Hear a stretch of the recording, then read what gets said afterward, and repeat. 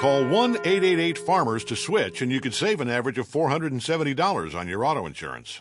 That's a lot of money in just a few minutes. With savings like that, you could be lounging on an impractical amount of ornate and overpriced throw pillows you bought for your couch. But you won't, because you're better with money than that. That's why you're calling us in the first place. Call 1-888-FARMERS to get a quote today. We are farmers. Bum, bum, bum, bum, bum, bum. Based on average nationwide annual savings survey data July to December 2020, underwritten by Farmers Trucker Fire Insurance Exchanges or affiliate. Products not available in every state.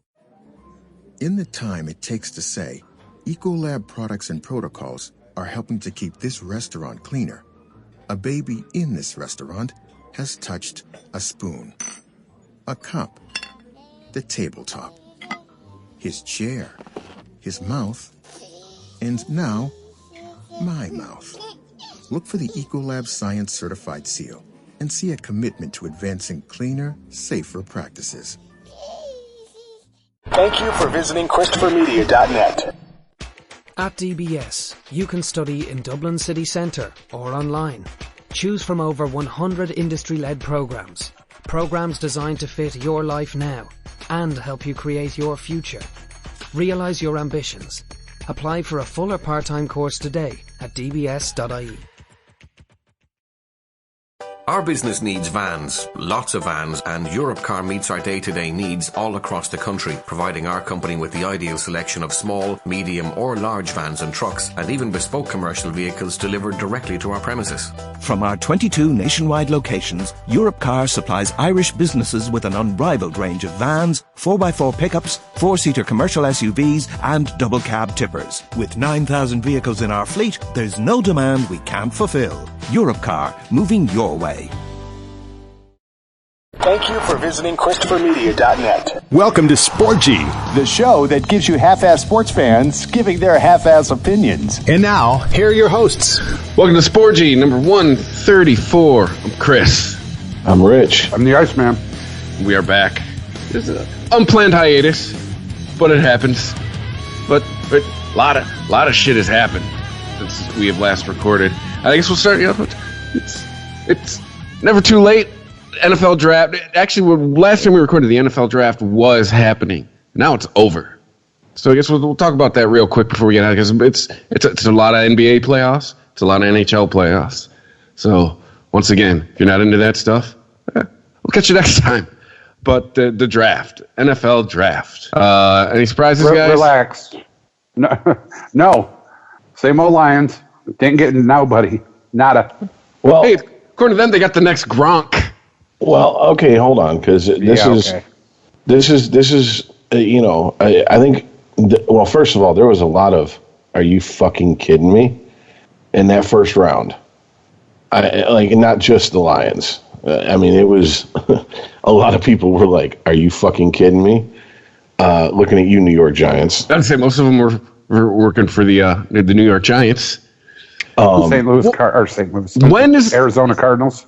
And really, why they took the number one? They took the number one pick with the number one pick. What's the surprise about that? Because they just, hey, Allen, yeah, go to Miami. Thanks for trying. He gave him like 1 year. You mean Rosen? Oh yeah, Josh Rosen. I thought it was Allen's in Buffalo. Yeah, that's right. It's a Josh, one of those Joshes. Hey, but isn't the rule in the first round you take best player available for what you need? We saw how Arizona was last year. It obviously wasn't that great. Well, they ended up with the number one pick.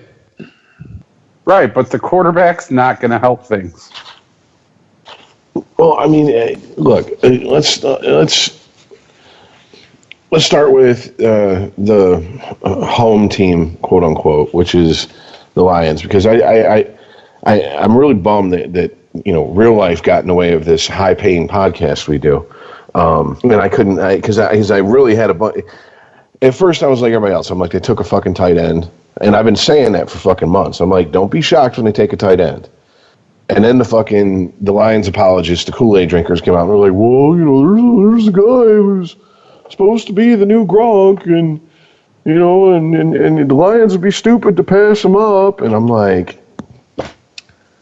really? Okay, all right. So, but well, then what was the signing at Jesse James and Everything in the offseason. Jesse James is signed to be a backup tight end, just like he was in Pittsburgh. Jesse James was not going to be our starting tight end. Well, the Lions had, the 8th overall pick? So the other 7 teams didn't want the next Gronk? Well, look, I watched some film on Hawkins, and I watched some highlights on him. Here's what I'll give the guy. He seems to play the position as a complete tight end, especially the way the position is these days. Meaning they can put him in an I formation or an offset I, use him as a fucking fullback. He'll block, he can also catch, and he can run. And he's a big motherfucker. I mean, so it's like, I get it, but to me that's almost like a win now pick. Like, that's like, okay, this is what our offense needed, the very last piece. And I mean, can either of you say that there's not other parts of that fucking offense, looking at the offensive line especially, that needed to get better? Hey, where do you start with the offense? I mean, I personally think, I know we signed Tom Savage and all, but number 9, all right, that's a 10-year ago pick. This year, we picked him 10 years ago. It's time to start thinking about life beyond him. Yeah, there's that too, but I mean, this wasn't a very deep quarterback draft. I mean, not just that though. Dwayne Haskins was there when it's time to pick. Dwayne Haskins was there. Matt Stafford was never that good of a quarterback. He was made to look very good by the people that he threw to. Looking at you, Megatron. I don't even have that energy, because didn't we sit here 2 years ago and you argued with me about how he was elite? I don't have the energy. Yeah, I was a fan at that point. It's like he's talking about it. It's so we know this about Earl.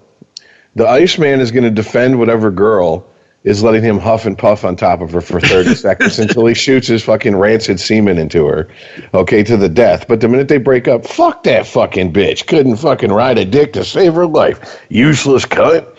Fucking blah, blah. That bitch just starfish. It's like fucking a tranquilized mattress. I don't even know why I was with that bitch.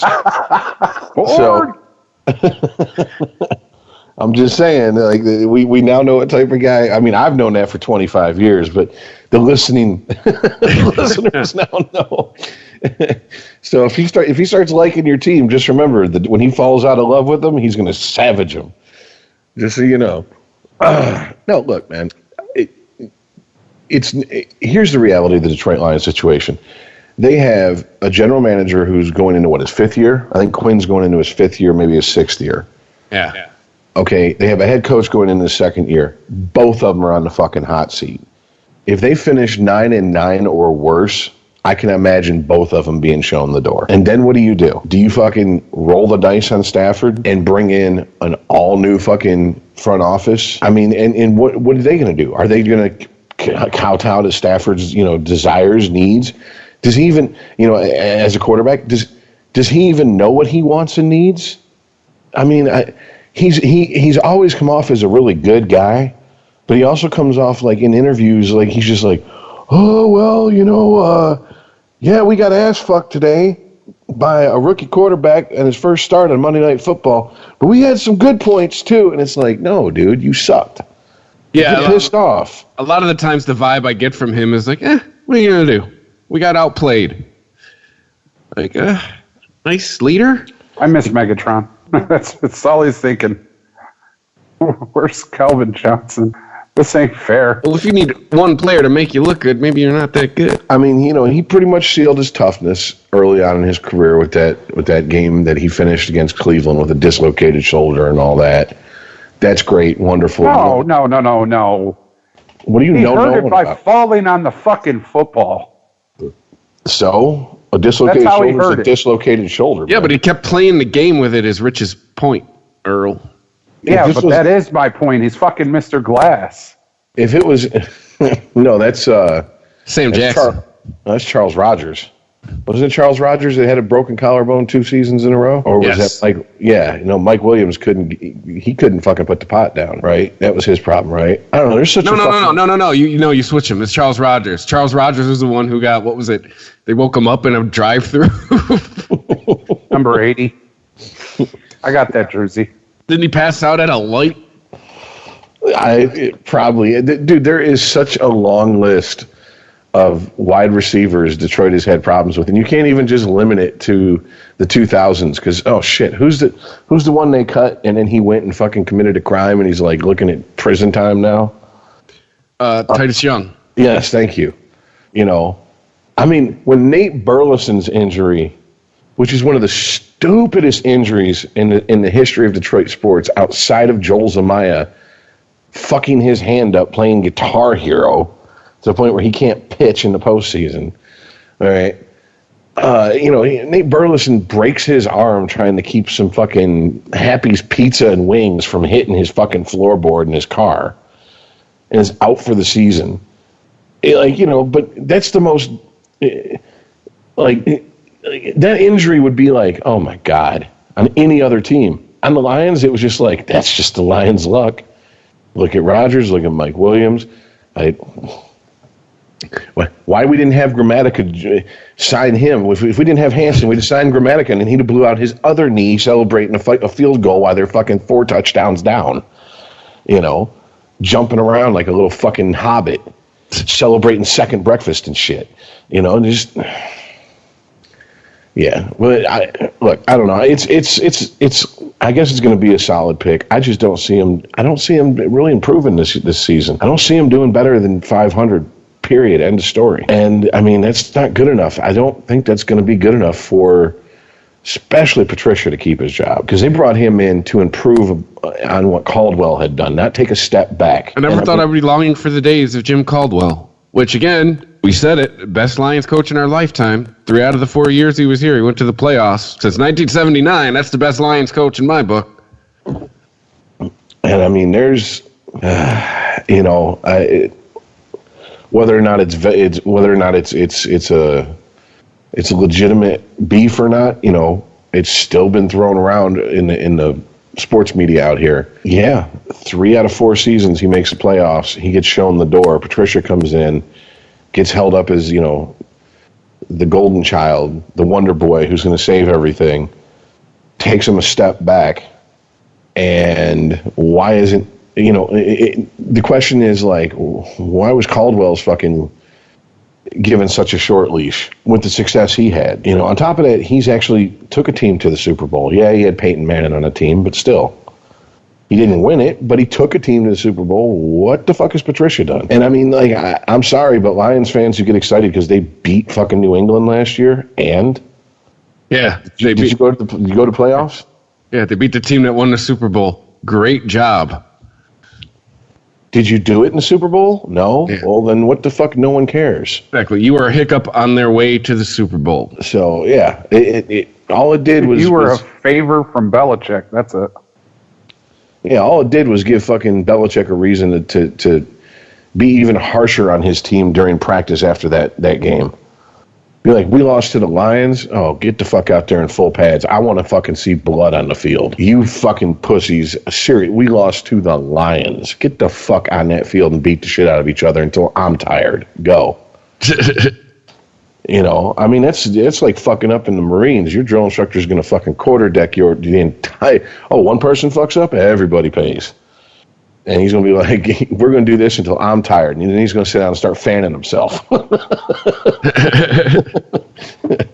So, but I mean, now we have to talk about New York's fucking pick. What the fuck is going on there with that pick, their number 1 pick, with that quarterback? Is he like the only Duke quarterback to ever get drafted in the NFL?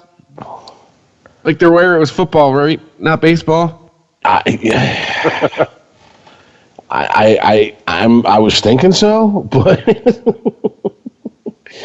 I mean, Daniel Jones, really? Like, is there something I'm missing, guys? Like, did they think they were drafting Zion Williams? Fire sale for a while. Well, I mean, okay, so what are they going to do? They're going to sit him behind Eli. They want Eli to mentor him. All right, great, wonderful. But, I mean, does he have the... Okay, maybe you can teach someone, a few things here and there. But, I mean, does he have the base skill set, the raw skill set to be a first overall pick for a team that's looking for a franchise quarterback when Manning's done? If anyone, I would have drafted Haskins if I'm the Giants. He was the next best quarterback after Kyler Murray. If I'm a Giants fan, I'm just what the fucks all day. Some people even put him behind Missouri's Drew Lock. I mean, what's it tell you? Well, here's the thing, though. The Giants have bigger issues than quarterback. That's about 5 to 6 years away from being any type of contender. Yeah, they do have an Odell Beckham Jr. sized hole in their offense. Yeah, and if you're fucking Barkley, you got to be going, how do I get off this chicken shit team? Oh no, if you're Barkley, at least this year you're getting, because it's the last year for his rookie contract, right? He's going to get fed the ball all the fucking time. Right now he's the number one projected player in fantasy football this year. He is going to be the offense there. That's it. Who's it going to be? Golden Tate? Maybe Evan Ingram. It definitely ain't going to be Eli Manning.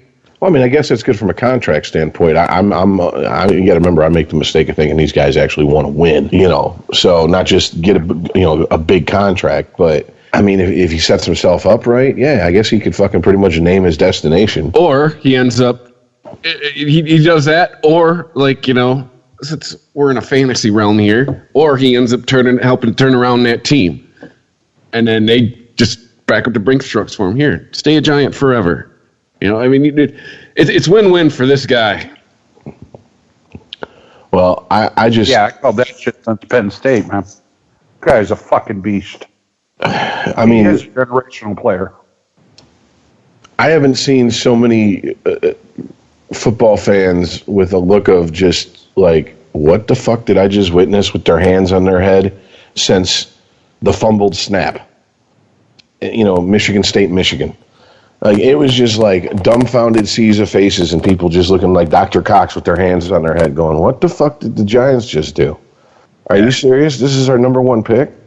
Are you fucking with me? Like, is Punk back on? Did Ashton Kutcher need another paycheck? Ashton Kutcher comes out on stage. Just kidding, everybody. You really picked Dwayne Haskins. Yeah, I don't know. I mean, they like his intangibles. His intangibles, huh? Great, but what wins the games? Your tangibles. All right. He's we like his size. We like his character and his demeanor.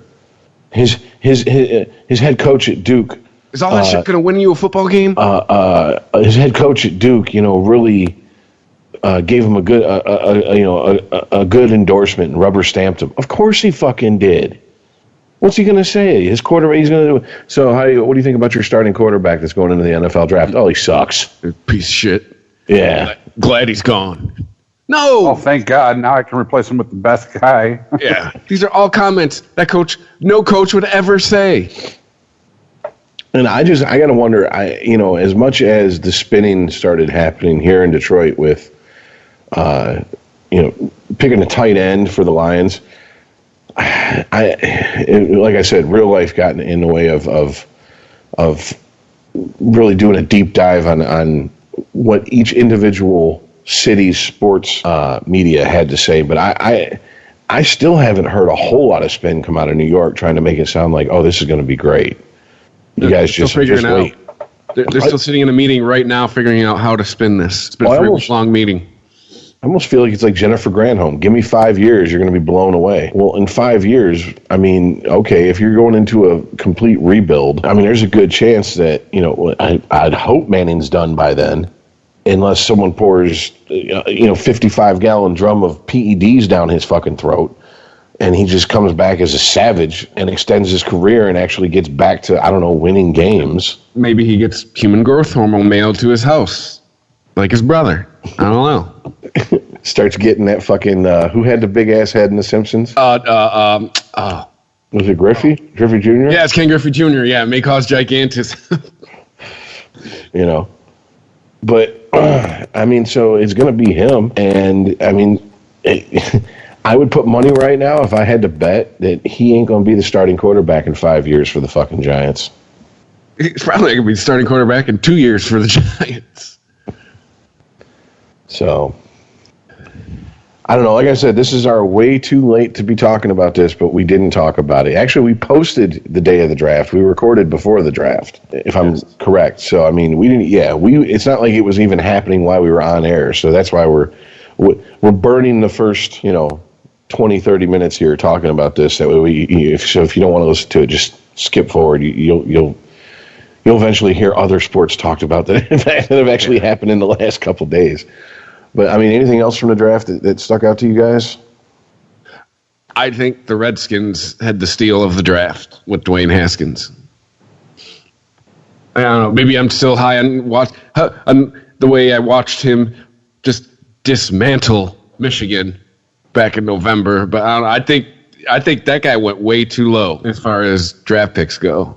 So I think the Redskins figured out the quarterback problem, but we'll see. Because the one thing about the draft that we always, forget collectively is none of these guys have played a minute of pro football yet. Yeah, they were great in college, where like every third person on the team is not going to be in the pros. But yeah, once they're on a team with 51 other draft picks, in a league with 31 other teams full of draft picks, we'll see. Yeah, but also, just like Rich said, it's about the big contract. It's not about winning anymore. Well, for some of these younger cats, but you telling me it ain't still all about winning for the GOAT? You think it ain't all about winning for Drew but how much easier is Old Man Rivers? Right, but how much easier is it for him to win his last one than it was his first one? Who, Brady? Yeah. Probably a lot harder because he's fucking 41 years old. You're 41 years old? No, but the mentality of the league has changed. The rules have changed. Everything's changed. People don't want to get hurt. No, that is kind of true. It's definitely, the rules have shifted to where it is in favor of the quarterback and the wide receivers a lot more than when he won his first Super Bowl. And I mean, even then it was starting to change because we were like, this is kind of some pussy ass football compared to the football we remember growing up. Like in the 80s and early 90s, those motherfuckers were out there for blood. I remember in the early 2000s, I was like, man, what the fuck is this defenseless receiver? That's when you fucking hit him. Of course you hit a defenseless receiver. That's the best time to put that motherfucker in the hospital. That's the best time to get him. They won't see That's how you grab his socks. Yes, exactly. And do your Indian war hump dance around him. But yeah, I mean, it's just you got a point, Ice. I'll give you that one. So I don't know. I don't know. I was very underwhelmed with this year's draft. I think I'm starting to just be underwhelmed with the draft period because there's just so much fucking hype leading up to it. I was going to say, that's the thing, is the problem with the draft is they are trying to make it this huge event that it's really not. Like it's an excuse to talk about football in April. I mean, I get that, and Rich Eisen the combine every year. Rich Eisen runs the 40 in his suit or whatever, all that crazy horse shit. But it could be one day, right? Can we start there? Does it need to be 3 days? Yeah, I'm over that too. Can we start at 8 a.m. and have it end at 8 at night and just get it all done at once? Yeah, I'm definitely over that. Because you know what? When it was like on Saturday, starts at noon, 1, whatever. All right, that was cool. You can make a day of it. Have a draft party if you want. Now it's like, oh god, the first round. No, we gotta go to the second round, third round, and it's fuck.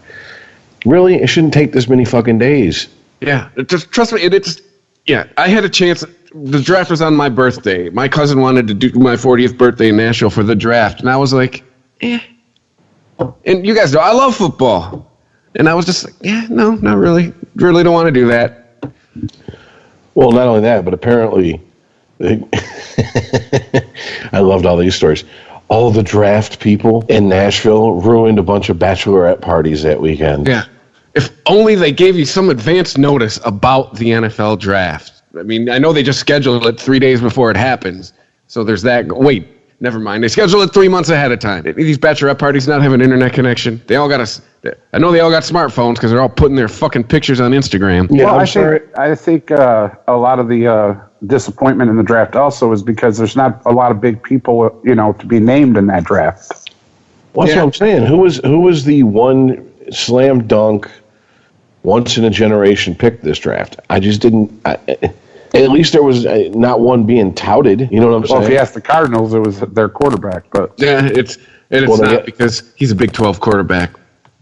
Big 12 quarterbacks do not have a very good history of working out in the NFL. That's the one knock against him. Well, I mean, they have to say that too, considering that they just gave up their first round pick from last year to get him. Mm-hmm. I mean, that's like, dude, that is the quickest turnaround I've ever seen for a fucking. Supposedly, last year they picked a franchise quarterback. No. Our bad. We're going to take a mulligan and pick our franchise quarterback the next year. Like, I don't think I've ever seen that. But keep in mind, too, this is also the team. This is probably, at least in my current memory, that's clouded with, malted hops and bong resin. This is probably the first time, at least that I can remember, where this has been one and done for an NFL coach. Like, they replaced whoever coached last year. He replaced Bruce Arians and done. You got one season. See ya. Oh, yeah. Mm-hmm. Yeah, that is a very Steinbrenner oh, shit. Come on now. Who was the fucking coach he kept hiring and firing? Billy Martin. Yeah, he actually hired him and fired him at a fucking press conference to announce he'd hired him. Oh, yeah, George? Yeah, you're fired, Martin. Okay. Well, see, and when I was thinking about that with the draft, where there's no big names, I went to my first NASCAR race this weekend, right? And when you think NASCAR, you're thinking of names, all right? Like Richard Petty, Dale Earnhardt, Jeff Gordon, Rusty Wallace, right? Dick Trickle, yeah. Cole Trickle's brother. No, I'm just kidding. But you're thinking of all of this, and when I got there, I'm looking at the lineup, and I'm like, is this even like real NASCAR? Here's the name. Stop me when you know somebody. Kevin Harvick. Yes. All right. Eric Almirola. No.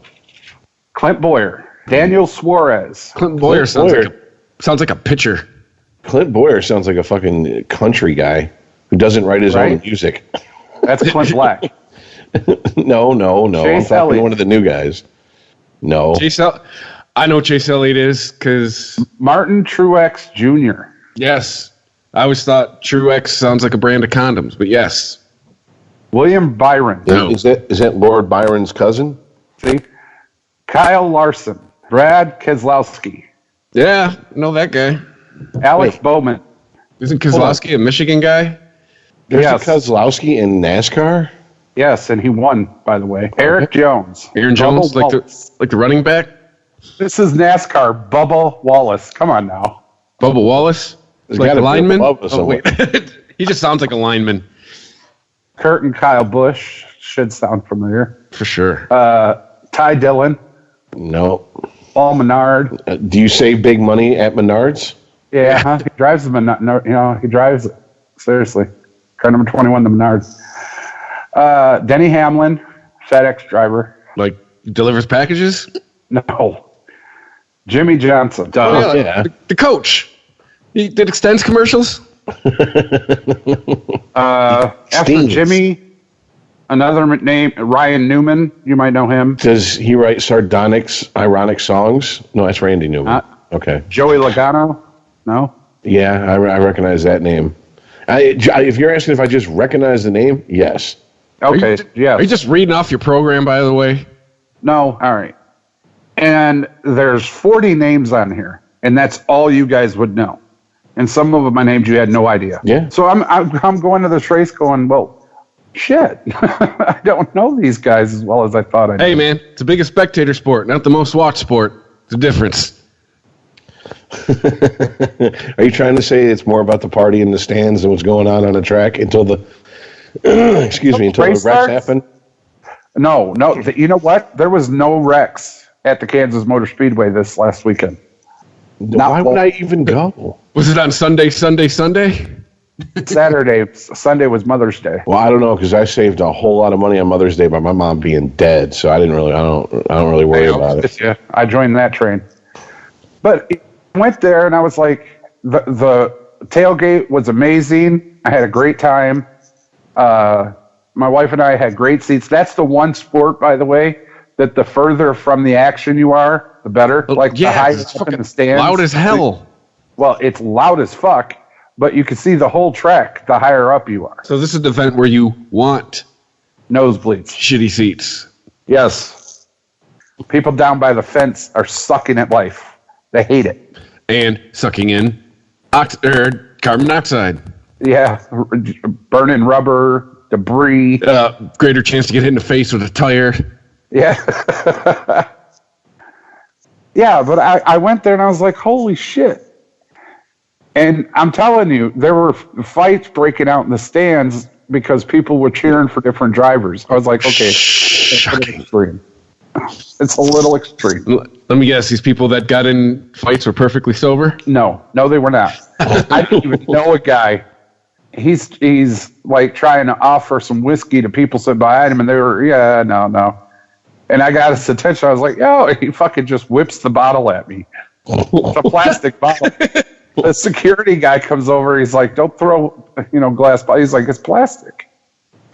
He's like, oh, okay. He walks on. We're sitting here doing shots in the fucking stand. You know what? That's the difference I can tell you right now between a NASCAR race and like a baseball game or a football game. You'd be getting escorted out of the stadium for bringing in your own booze.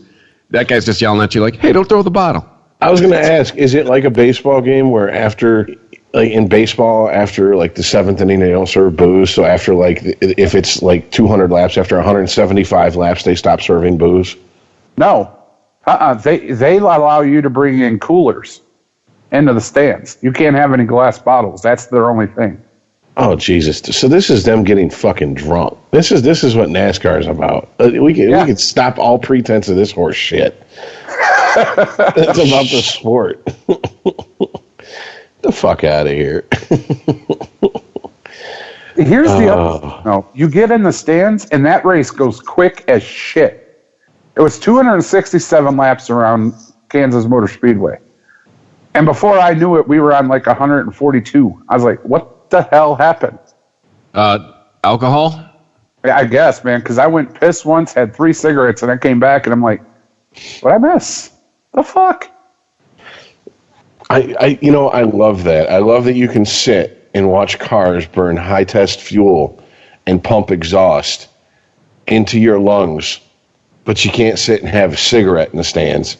I know, right? Carbon monoxide. Oh, no, you can. You can. You just can't get caught? No, it's Kansas. No. No, it's Kansas. You have to go down, and there's a yellow line right behind the stands that you can sit back. You can still watch the race and have a cigarette. Any other sporting event or concert, you have to go to the designated smoking area way the fuck out. But this place, you just go to the bottom of the stands, stand behind the yellow line, light up all day. People walking around in the concourse, going to, the vendors and all that shit, you're still smoking away. Oh, shit. Yeah, it's pretty badass. They know who comes to see them. They're not dumb. Oh, they are not stupid by no means, because it's a hell of an experience. Sitting at home, you're like, 3 hours, 4 hours in, and you're just like, okay, seriously, I'll come back in the last 10 laps. Oh, for sure. I used to live with a dude that he loved NASCAR. He'd watch the Daytona 500 every year, but he would only watch the first half hour and the last half hour. He's like, the rest in between, I'm good. I want to see how it starts. I want to see how it ends. Wow. Yeah, it's way different when you're there. Well, yeah, everyone's what? Huh? What'd you say? Well, you could be right next to somebody and they couldn't hear you. Okay, well, I guess I'll just say this. All the NASCAR races I went to is like, I was like 5 and under, so it's very fuzzy and like I don't really remember it. Some of them I don't remember whatsoever. The only reason I know I was there is because there's pictures of it. But I don't like watching cars race that much. I mean, if it was a free ticket, I might do it just to do it. You know what I'm saying? Just to, okay, let's go. Well, it was one of my coworkers was like, hey, I got 2 extra tickets. You want to bring your wife? I was like, hell yeah, I've never been to one. Let's go. He brought out the grill. We grilled up, fucking doing beers and shit. It was badass. I recommend it at least once. It sounds like an experience, but I'm with Rich. Like it just. Trust me, we're all from Detroit. We all probably have 2 or 3 friends that wrench on cars, right? It doesn't appeal to me. I don't know why. Like, okay, it's a car, great. I drive one of those every day. Like I mean, you have helped me. You have helped to take some of the stigma off of it for me, Ice, doing the show with you the last few years. But still, to use a term here, it doesn't a NASCAR term here. It doesn't move my needle. And I understand, but I can tell you this: having been to one, it's way different experience than watching it on TV. Well, here's the really important question for you. Okay. Did you have to borrow the 10-gallon hat and the Tony Lama boots, or did you actually have them? No, that hat actually cost me about $700. So you get issued those when you move into Kansas? It comes with like your welcome wagon pack? You paid $700 for a fucking cowboy hat? You paid $700 for a cowboy. That motherfucker better never stain, never fucking. No, it's. I forget how many pelts, and I don't even know what the fuck a pelt is. You paid my mortgage payment for a fucking hat, dude. Come on. I understand, but I'm telling you, there's pelts. They got pelts. So what? What does that even mean? You get dead animals? But there's a lot of pelts in my goddamn hat. In a 1,000% markup. No, actually, it was on the cheaper side of hats there. I don't. Trust me, my wife makes fun of me of this. You're talking to a guy. When I spend over $50 on a pair of shoes, I feel like I'm balling. So, yeah, $7 hat for me just isn't gonna. But I got that hat my first time in Dallas, Texas. I was like, oh hell no! It's my first time in Texas. I am not leaving without a cowboy hat. Oh, you tourist! Yeah. Oh, you damn right.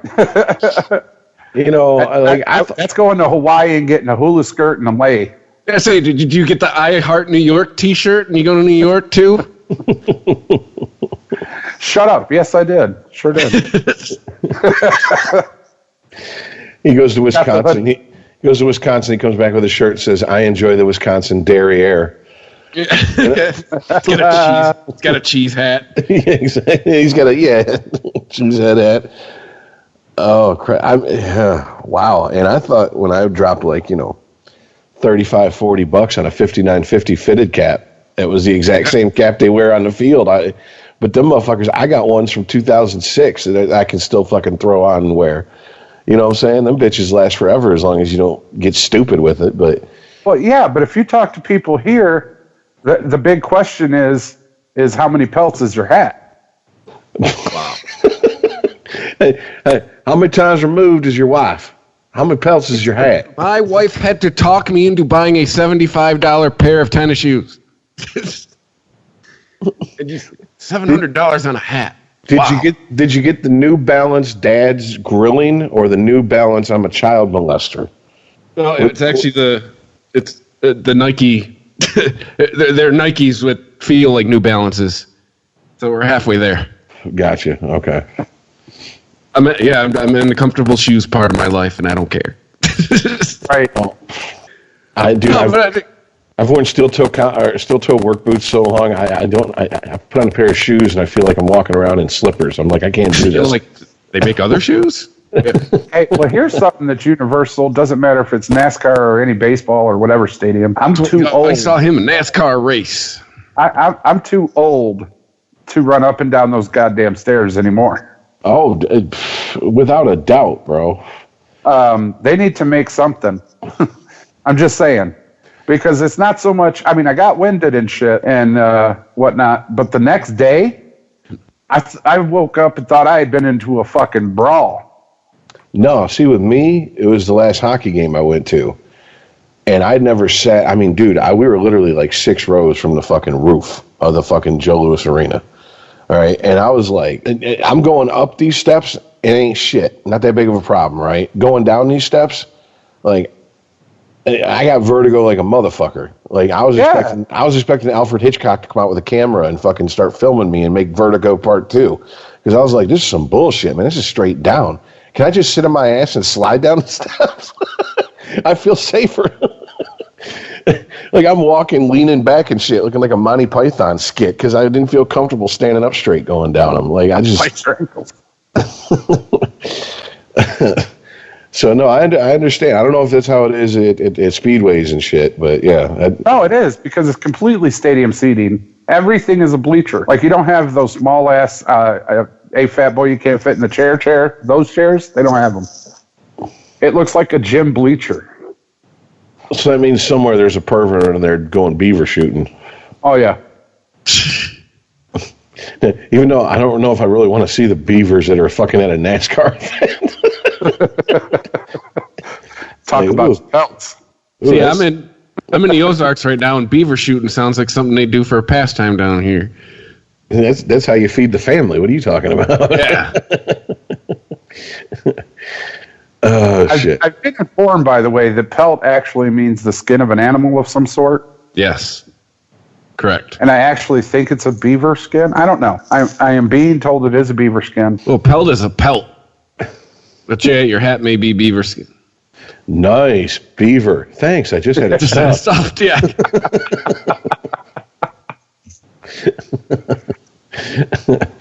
Oh, it always goes back to pussy eventually. It's just, you can't get three guys talking sports without pussy getting thrown in eventually. Sporgy. ChristopherMedia.net. Hey, everyone! Vinny the Frog here down at Aquazone in the Sport Island campus in Blanchardstown. Come and enjoy tropical wild water fun.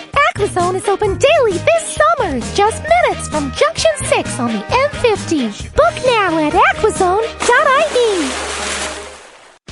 At DBS, you can study in Dublin City Centre or online. Choose from over 100 industry-led programs. Programs designed to fit your life now and help you create your future. Realise your ambitions. Apply for a full or part-time course today at dbs.ie. Our business needs vans, lots of vans, and Europcar meets our day-to-day needs all across the country, providing our company with the ideal selection of small, medium or large vans and trucks, and even bespoke commercial vehicles delivered directly to our premises. From our 22 nationwide locations, Europcar supplies Irish businesses with an unrivaled range of vans, 4x4 pickups, 4-seater commercial SUVs and double cab tippers. With 9,000 vehicles in our fleet, there's no demand we can't fulfill. Europcar, moving your way. SuperValue online shopping delivers convenience. And now with €15 off your first online shop over €75, we deliver value too. Order before 12 noon and you can get your shopping delivered the very same day. Shop online now at supervalue.ie. It's got to be SuperValue.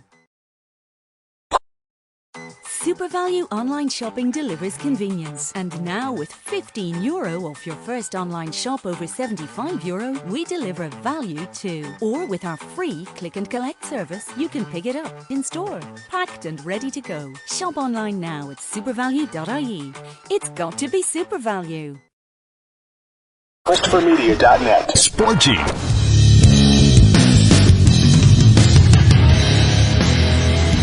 Well, anyway, since you just did the, this has something to do with football. No, it doesn't. You just did 10 minutes of NASCAR. It had nothing to do with football. I did find this stat today, just scrolling through, doing a little, research for the show, and I thought this was interesting. Let's see if you guys can get this.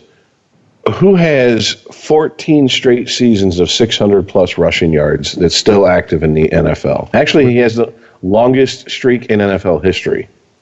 Hold on. 14. So we're going back to 2005. 14 straight. Frank Gore. There you go.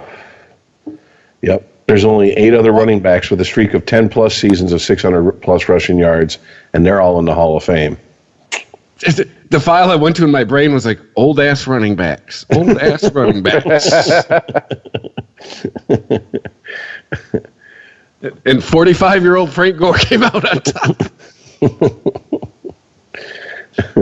He's not that old, but goddamn, every year, it's like, every season, it's like, he's still playing? it's going to get to the point this season when they line up in the I formation, they're not going to have a fullback. He's just going to have his walker sitting in front of him. Right. He's going to have his hover round sitting in front of him. It's going to roll out. Charge on the sidelines. They're going to have like the fan on it and shit. Instead of giving it air, they're going to give it a little charge. Yeah. Charging station right by the bench. Oh, Frank Gore's hover round looks a little winded after that long run. And the extension cord's being brought to the field. Yeah. And here comes the extra battery, folks. And the Energizer Bunny is swirling. All right. Well, anything else football related while we're here? 2 months of training camp. That's all I got. Is it just me, or does it feel like the Browns were a year early for their fucking Hard Knocks? That this would be the better year to do a Hard Knocks with the Browns? Right. You know what I'm saying? Just to see what's going on behind the scenes with that fucking group. The Freddie Kitchen. Because I get the feeling that's there's not going to be much middle ground with that group, especially on offense. It's either going to be the egos get tucked away and they all fucking buy in and they go, we're here to win.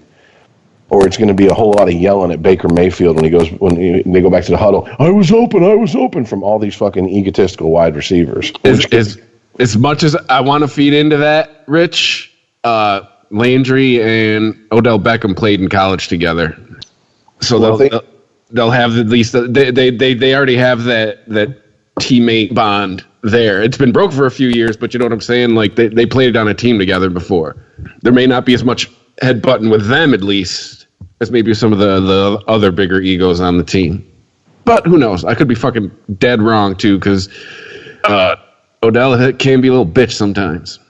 Well, I mean, if they do have that, like, if it's a healthy competition that they had in college and they are able to carry it over to where they're pushing each other instead of one trying to be Mr. Big Dick over the other one, it could work. So I'll say that much. But yeah, I don't know. We'll see. So I guess that brings us to NBA playoffs. Yes. I love the question. I'm Ron Burgundy? Well, I mean, you guys know this isn't my strong suit, so it's like it's your guys' time to shine here. Make it quick. I think Earl has been the biggest viewer of these than me as well. Like, who's still playing? Ice. Warriors and Blazers are playing at the moment. Is that the Western Conference Finals? It's a big ass bug in my house. Okay. Hold on a minute. We need a non sequitur sound effect for him. Yes, it is the Western Conference Finals, and right now the Golden State is beating the fuck out of the Blazers.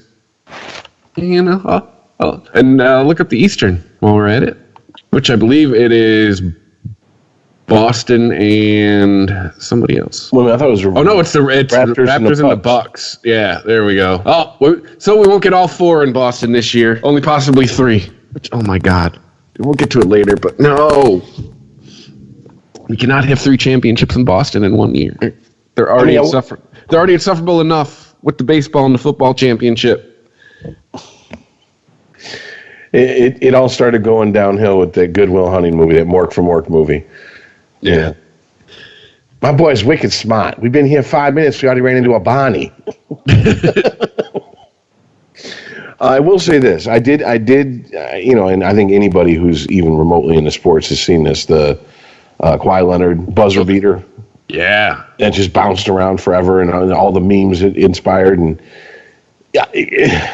you got to feel for the Sixers on that a little bit. Like, really? Like, that's how it goes in? Can't you just sink it and just, like... Because I bet you that...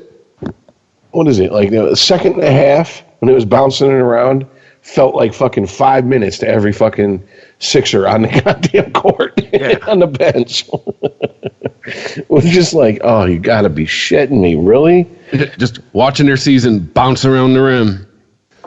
Exactly. Like, I thought I was supposed to trust the process here. Process let me down. Process got me an L. I'm sorry, go ahead. But it looks like it's going to end up being, in my opinion, it's going to be the Warriors versus the Bucks. The Greek Freak's going to get himself into the playoff or into the finals. But I mean, as good as the Bucks have been, Golden State's just been better all year. Are they as dominant as they were maybe 2 years ago? No, but they're in the Western Conference Finals again, and they are putting it to Portland. So I mean, is this once again? Are they going to turn into the Patriots of the NBA? Oh, it's Golden State again. That'll be the hipster thing to do.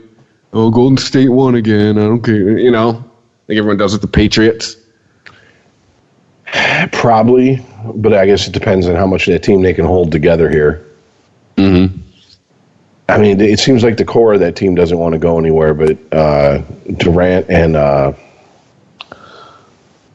Cousins. I mean, he was pretty much a 1 year shot, right? I mean, that was pretty much from the get go.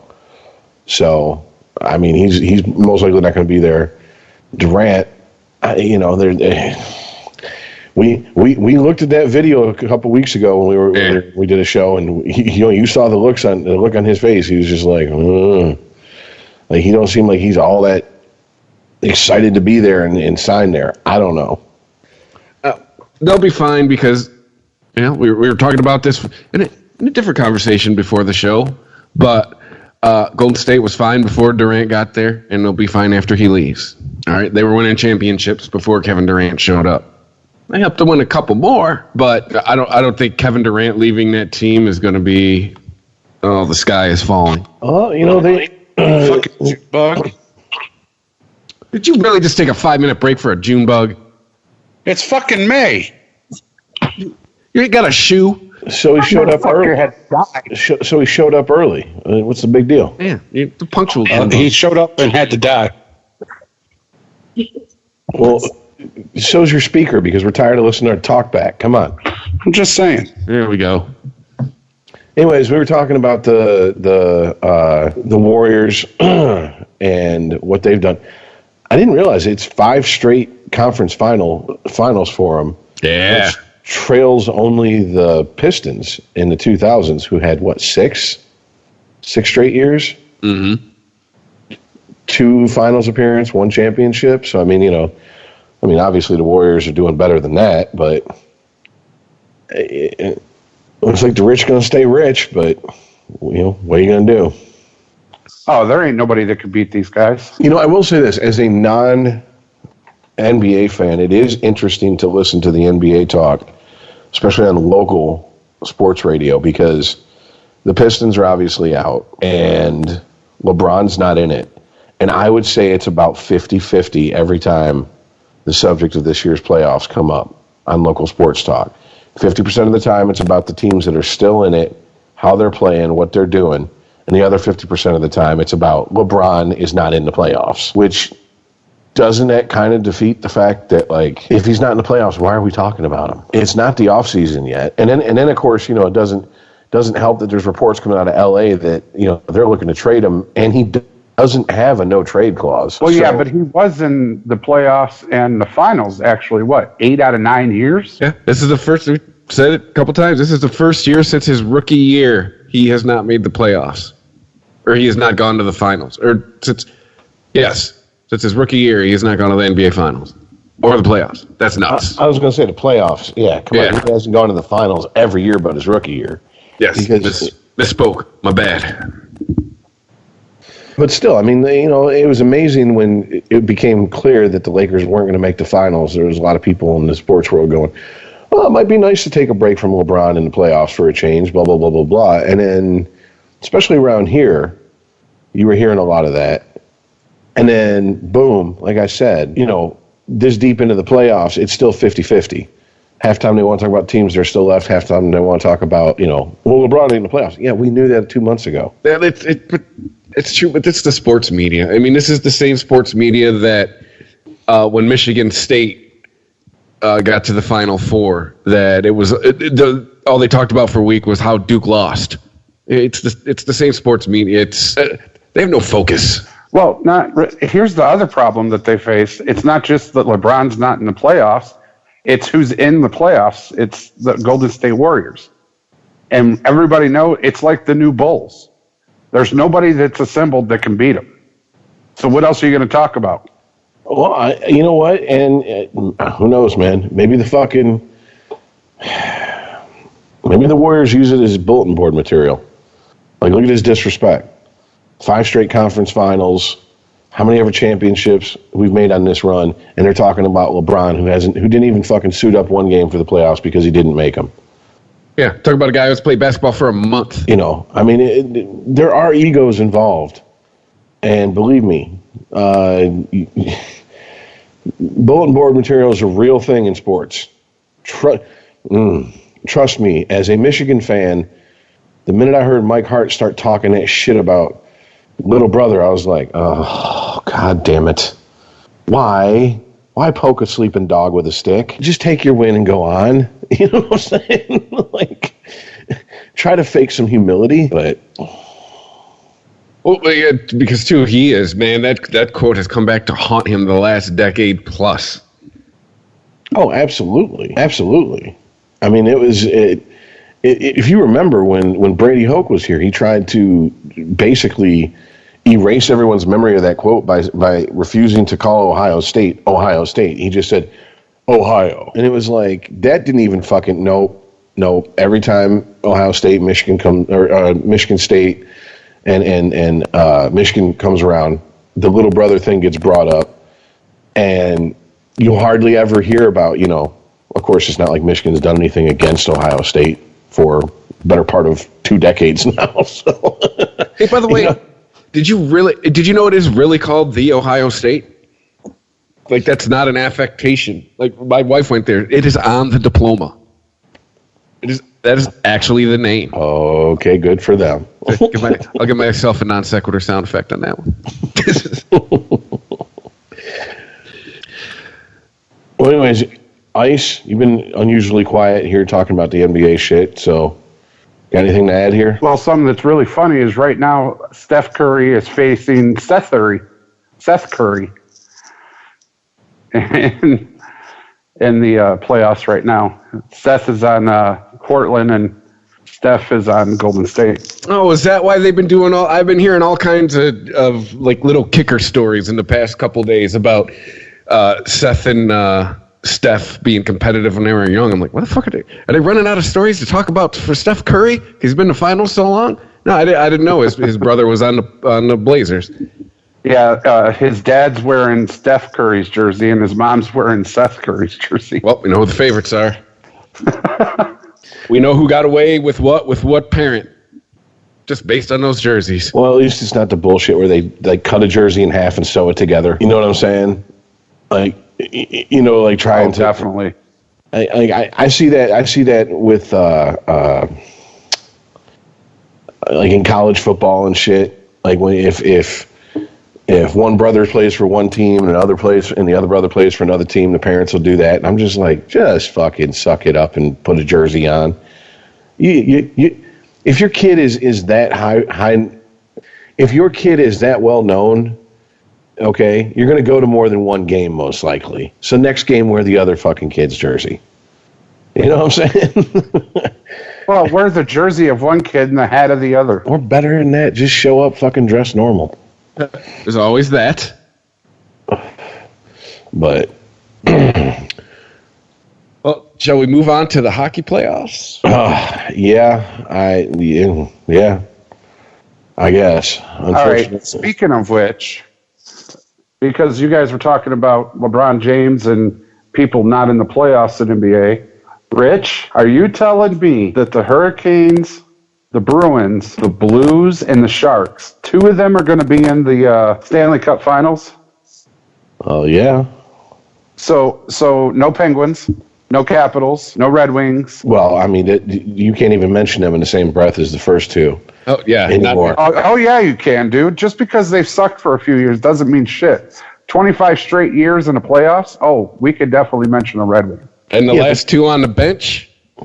Yeah, that streak was broke a few years ago, dude. I mean, to sit and wring your eyes out and cry about it at this point, when they're this deep into the rebuild, where they fucking got rid of Holland, brought in Yzerman, and then Holland was like, yeah, I'm going to stick around as a special assistant to the team.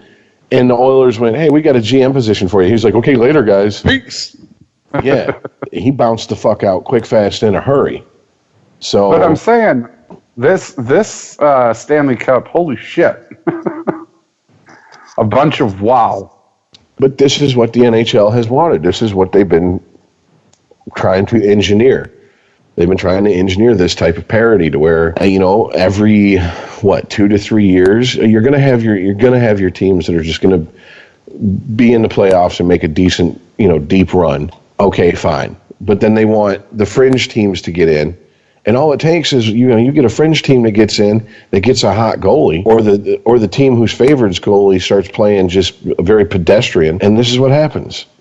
I mean, if I'm correct, it's 2-0 Boston right now as far as the series goes with Carolina. It is.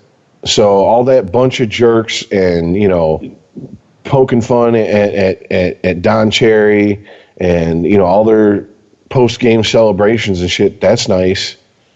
You better win. That's all I'm going to say. And if the next 2 minutes plays out, it's going to be 3-0 Bruins. Exactly.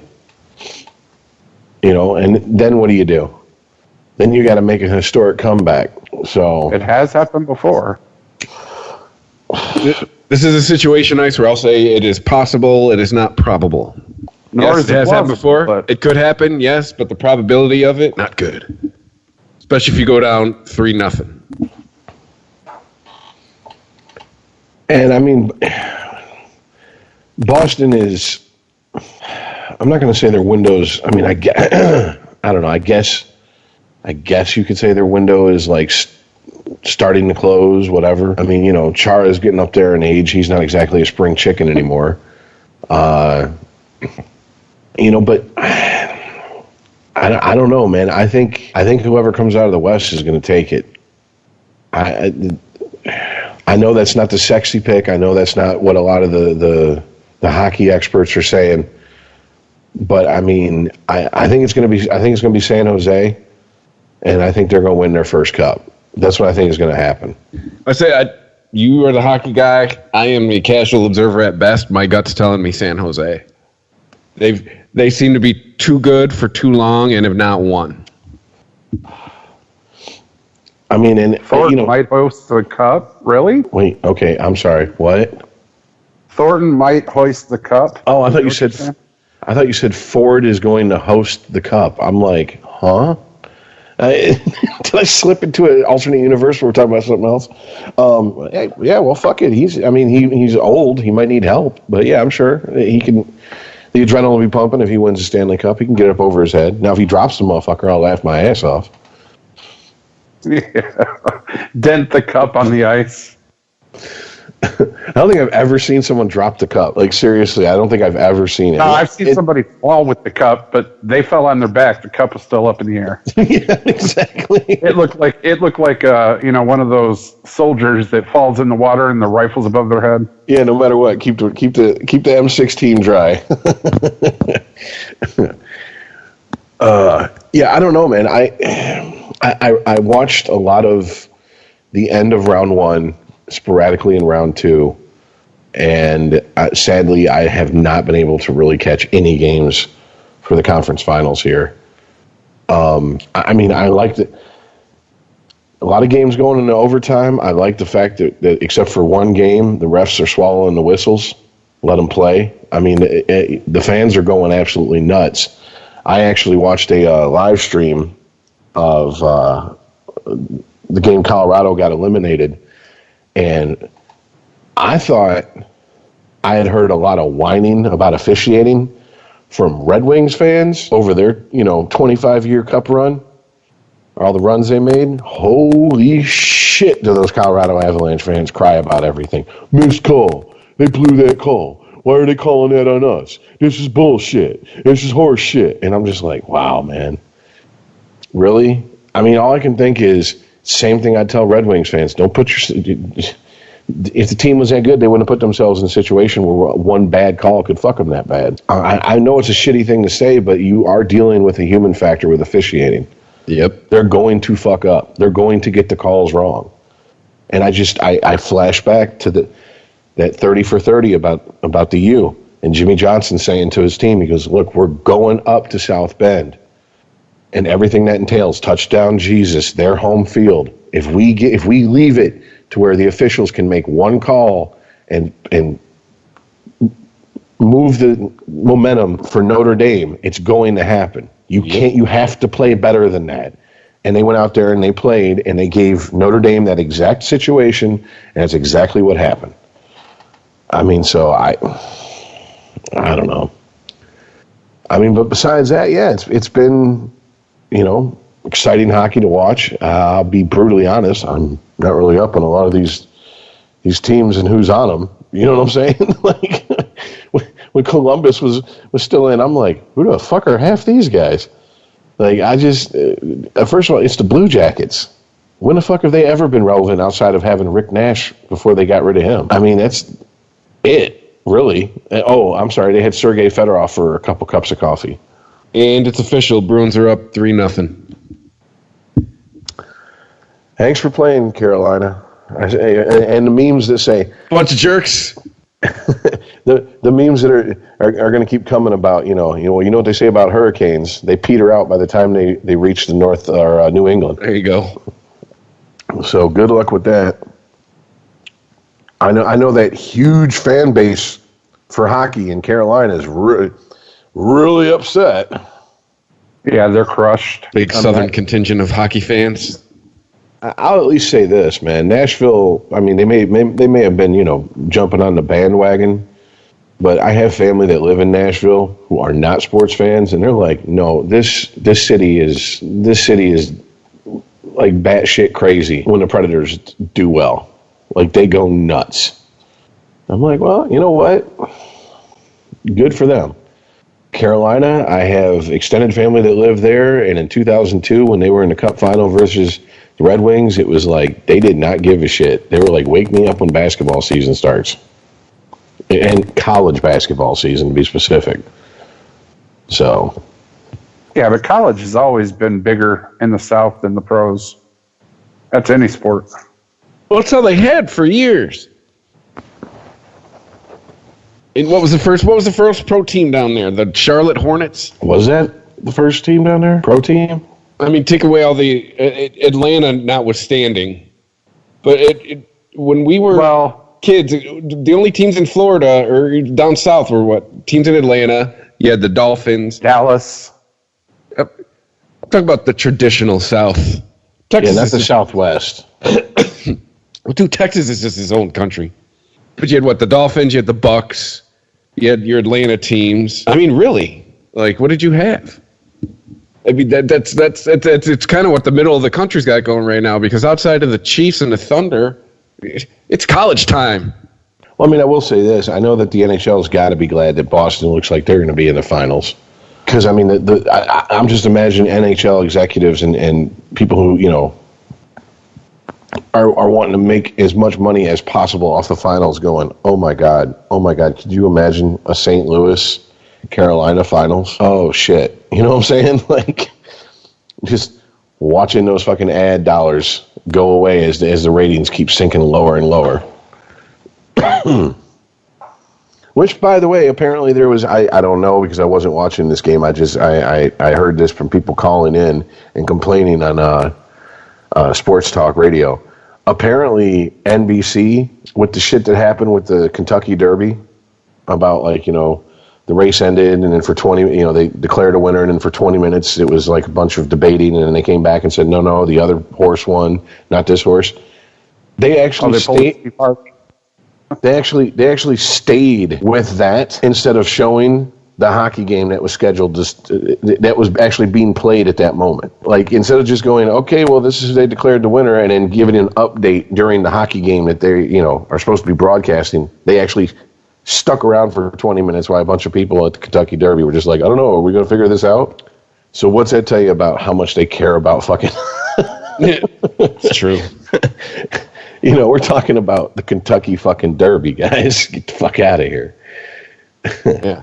2 minutes every May that nobody cares about unless they live in Kentucky or they have a bet on any of the horses. Yeah, it's 2 minutes once a year. It's kind of like a couple has been married for 35 years in their sex life. It's that time of year, baby. Let's get this over with. No need to go to the booth to review anything. We know how this goes. Booth review. Well, let's go to the tape. So anything else on the NHL? Go Blues. I'm rooting for the Blues because they were perennial joke on this podcast of first round fodder. Go Blues. It's probably a total lost cause. Well, I'll say this, man. I have no rooting interest for any of these teams. I was rooting against one team in particular. They're out, so now I have no rooting interest whatsoever for or against. But I would like to see the Blues or the Sharks get it because they've never won a cup before. And to be honest with you, Boston has gotten such a fucking...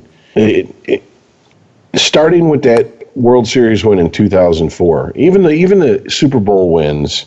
Even the Celtics having the most championships in NBA history didn't give them that New York attitude. But, man, that 2004 World Series victory and all the success that city's had in sports since then, they've really turned into New York sports fans. They've turned into the very people they hated for fucking decades. And it's just like, fuck Boston at this point. I'm over it. Yeah, I don't want to see them get a third championship in one season, 1 year. It can't happen. It can't. Sporgy. ChristopherMedia.net. Bosch Home Appliances offer the easy way to perfect results. Our Bosch Autopilot ovens with preset recipes make family favourites a perfect success every time. Upgrade to PyroClean for the ultimate convenience. Or the Bosch IDOS self-dosing washing machines. Save up to 38% on detergent with one fill for 20 washes. With Which award-winning products and reliable local service teams, it's no surprise Bosch is Europe's #1 major appliance brand. Check out the full Bosch range in-store or at euronics.ie. The Jaguar I-Pace is setting the pace for electric vehicles. Winner of the 2019 World Car of the Year, World Green Car of the Year and World Car Design of the Year. To celebrate this treble win, we're offering €3,000 off all Jaguar models, plus a free 3-year service plan. Set the pace. Book your test drive today at Conlon's Jaguar Nace. Offer available until the 31st of August. SuperValue online shopping delivers convenience. And now with €15 off your first online shop over €75, we deliver value too. Or with our free click and collect service, you can pick it up in store, packed and ready to go. Shop online now at supervalue.ie. It's got to be SuperValue. The Jaguar I-Pace is setting the pace for electric vehicles. Winner of the 2019 World Car of the Year, World Green Car of the Year and World Car Design of the Year. To celebrate this treble win, we're offering €3,000 off all Jaguar models, plus a free 3-year service plan. Set the pace. Book your test drive today at Conlon's Jaguar Nace. Offer available until the 31st of August. SuperValue online shopping delivers convenience. And now with €15 off your first online shop over €75, we deliver value too. Order before 12 noon and you can get your shopping delivered the very same day. Shop online now at supervalue.ie. It's got to be SuperValue. ChristopherMedia.net. Sporgy.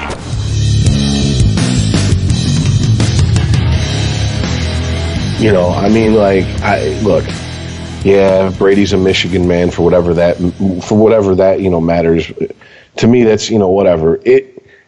Hey, would I like to see him go out there and just keep let's say play for another 2 years and win the Super Bowl for another 2 years? I guess just to fucking set the bar high for people that come after him, because there's a good chance we might be watching the best to ever do it as far as amount of championships he's going to win before he retires. I mean, can you see another quarterback, another team in the NFL having this long a sustained success in our lifetime, especially especially with the threat to the sport as it is, like, you know, experts in and around the NFL saying, we don't even know if the NFL will be around in 20, 30 years. Every time I hear that, they've been saying that for 10 years. Whoever's saying that, gradually being phased out, though. No.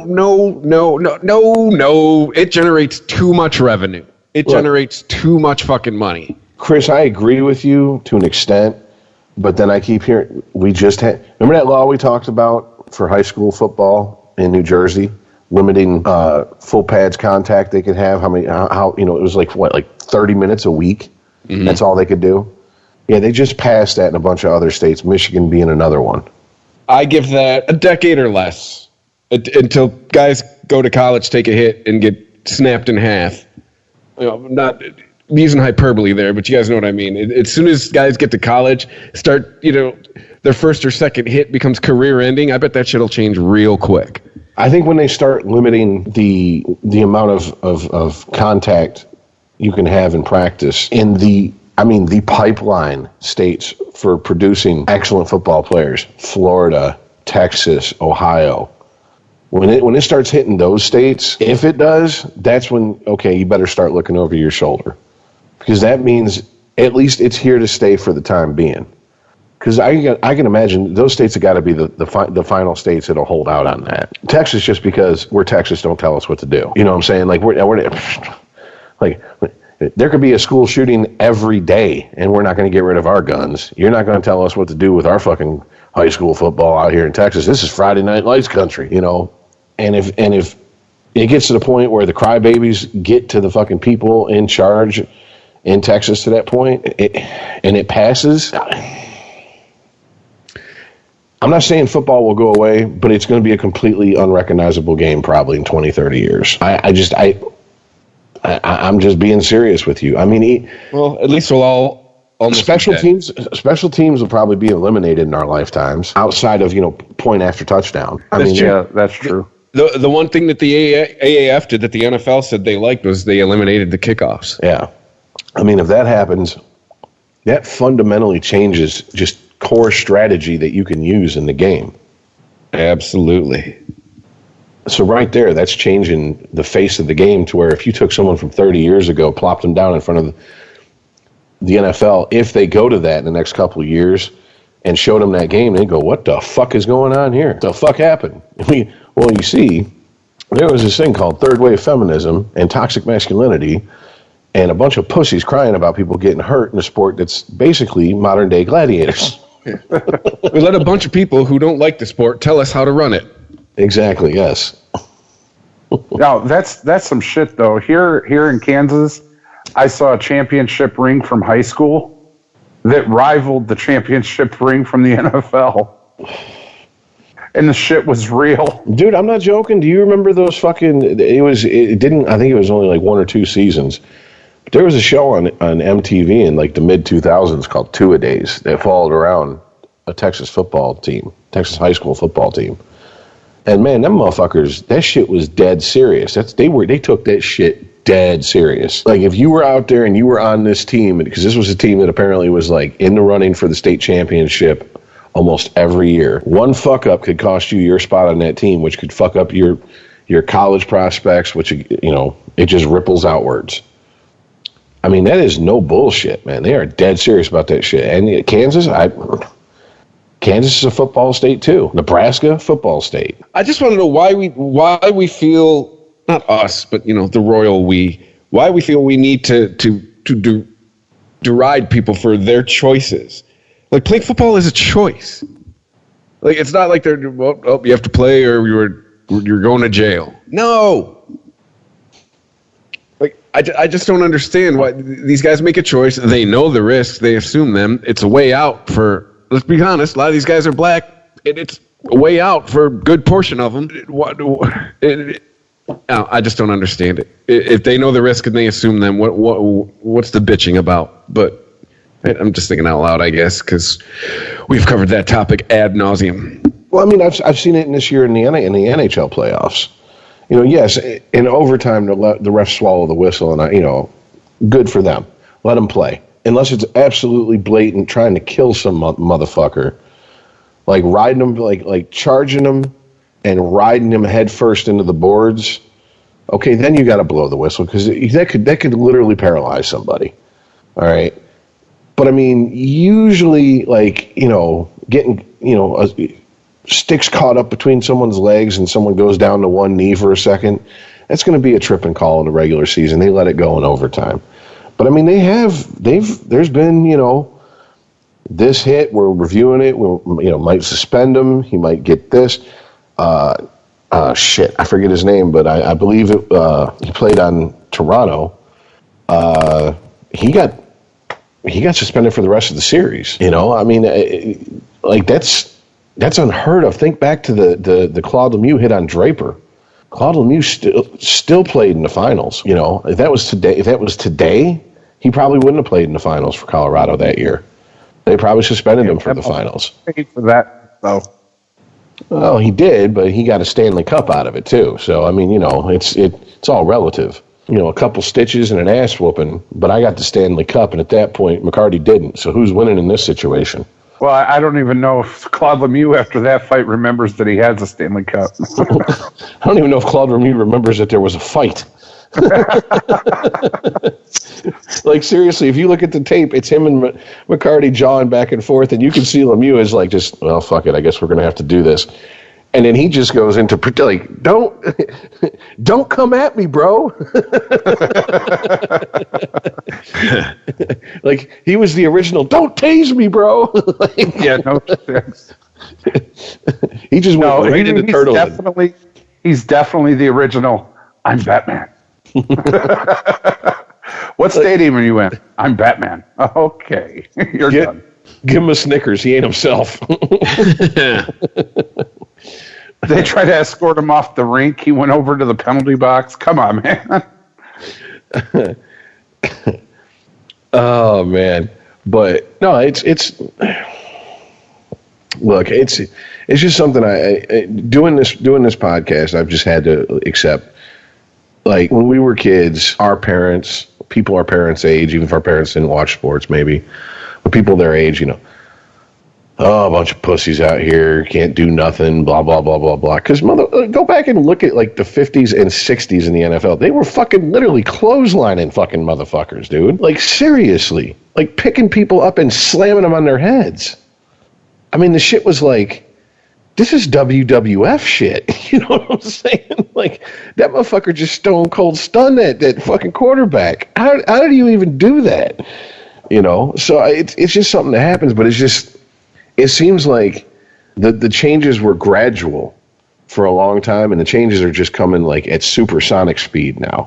And I, as much as I bitched about them trying to, get the physical side of hockey out of hockey, yeah, the sport's a lot faster. It's a lot faster. It's a lot more quick turnovers, end to end type shit. And yeah, it's exciting to watch, but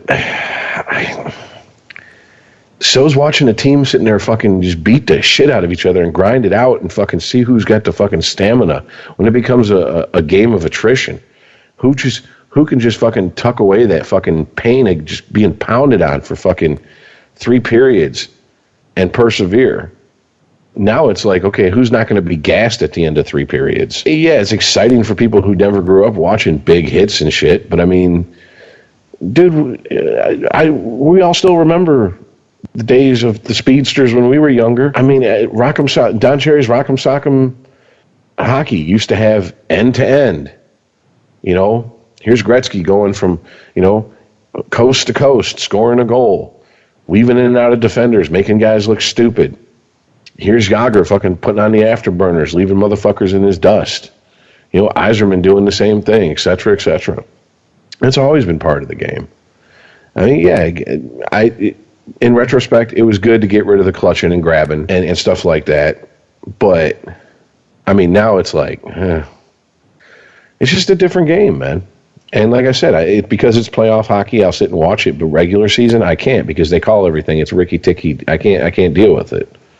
I just can't. And I guess that's the difference between the NFL because the NFL seems like when they fuck up, they're like, hey, if we fucked up in the regular season, let's see how bad we can fuck up in the playoffs on messing up calls. Let's get whole cities to the point where they're pissed off at us, where we need a police escort out of here. You know, think about New Orleans last year in the playoffs. Yeah, refs had to leave with like the fake glasses and a mustache on. You know, looking like Bobby Valentine trying to duck back into the fucking dugout after got thrown out and shit. Yeah. What's with that Groucho Marx mustache? That's Bobby Valentine with the mustache. That's it. He didn't even change his jersey. It's the same fucking jersey. It says Valentine in the back. Although there are some people in Pittsburgh who might tell you that was karma coming for New Orleans. Because didn't Pittsburgh get screwed on a last-second call that would have put them in the playoffs against New Orleans? Oh, shit. Did they? I'll have to take your word for it. If they'd have won that game against the Saints, they'd have made the playoffs.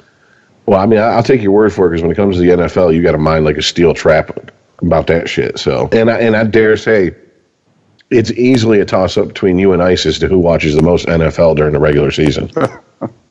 Probably I would definitely say me. Yeah, dude, because I'll post up on Sunday, but Monday Night Football for me, not really appointment viewing because it's Monday, work week starts. I actually watched the game. Chris studies the stat sheet.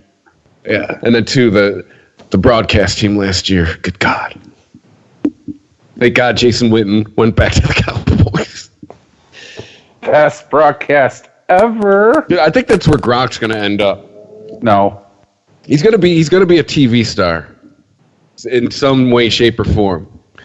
He's got a good personality, and he's not hard to look at either. They have to make him like a Tony Saragusa type guy on the sideline. Yeah. They cannot put him in the booth. He would giggle every time the number 69 is brought up. He would giggle like a little school. 69.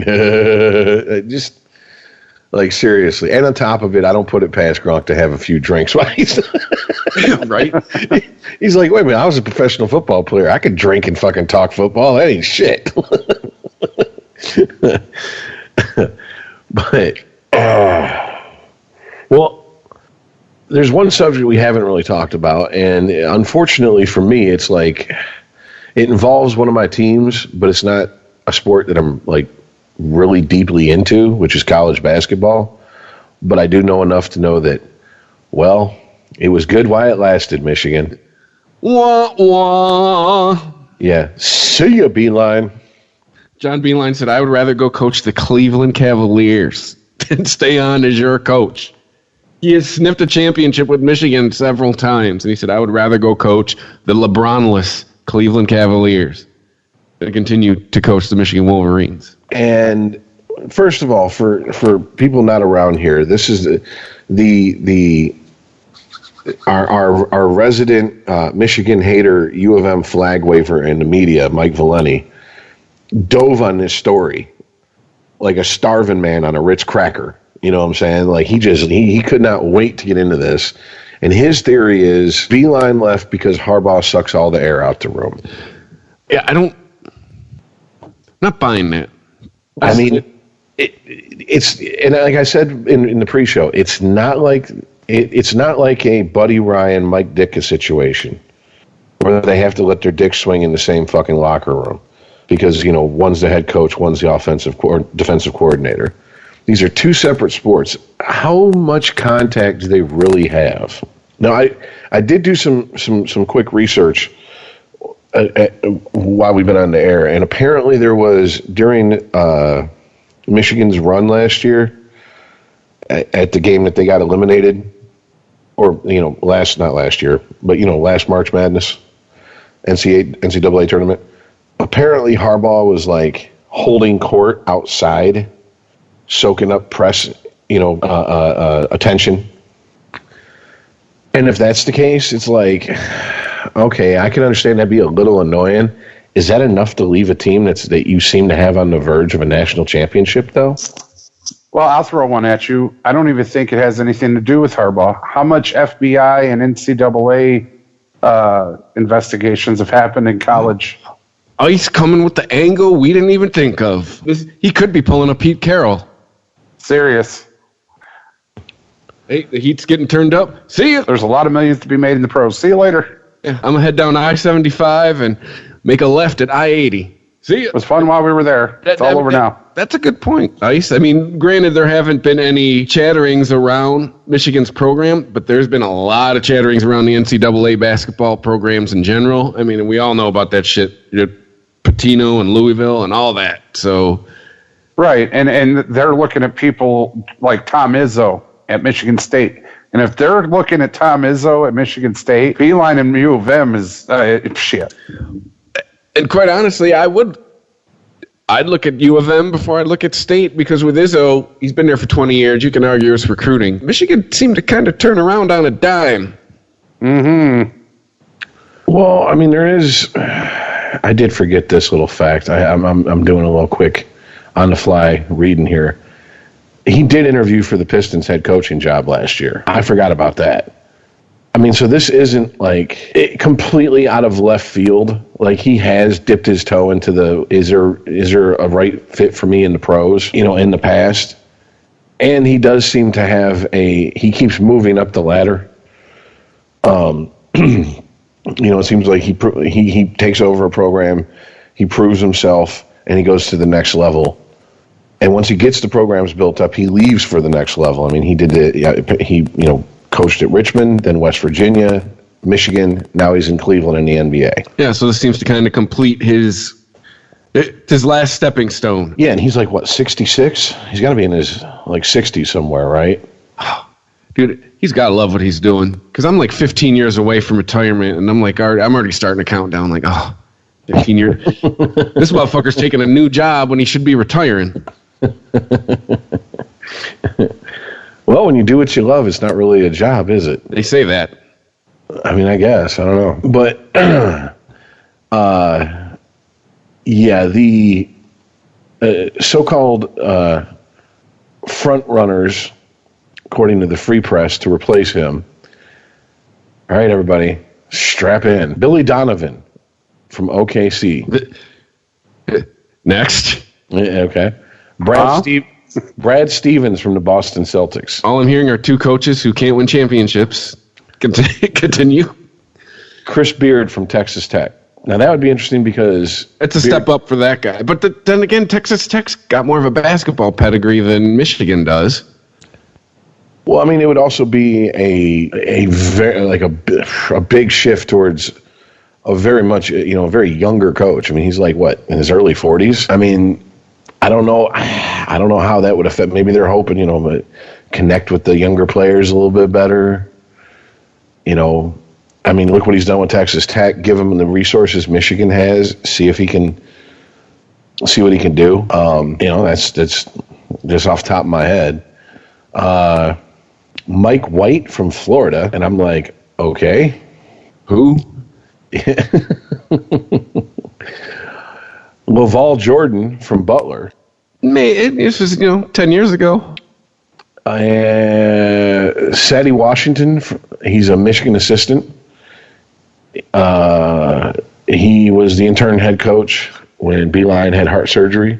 Never had a head coaching job, but if they want to promote from within, seems like maybe the next in line there, which could turn into a Dave Lewis after Scotty Bowman left type situation. True, but I mean, he knows the system, he knows the players.